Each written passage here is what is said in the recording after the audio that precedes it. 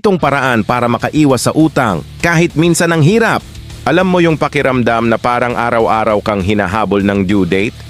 Yung kahit kape, may kasamang kaba? Kung sawa ka ng mabuhay sa utang, ito ang listahan na kailangan mo ngayon.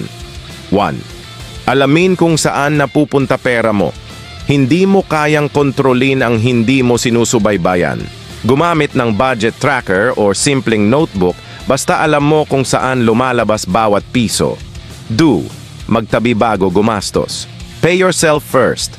Kahit 50 piso sa isang araw, kapag consistent ka, malaking tulong yan sa emergency fund.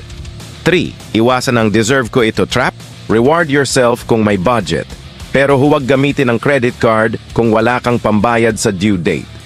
4. Magplano bago bumili. Kung gusto mo ng bagong gamit, hintayin ng 7 araw. Kapag gusto mo pa rin pagkatapos noon, saka mo pag-isipan. 5. Gumamit lang ng utang na may balik. Yung may return on investment tulad ng pangnegosyo o edukasyon, hindi lang para sa luho. 6. Magkaroon ng utang-free mindset. Utang ay hindi status symbol. Peace of mind ang tunay na yaman. 7. Piliin ang disiplina kaysa instant gratification. Masarap sa pakiramdam ang walang kinatatakutang maniningil. Hindi mo kailangan yumaman agad para makalaya sa utang. Ang kailangan mo ay disiplina, consistency, at kaunting tiwala sa sarili. Start small, pero magsimula ngayon.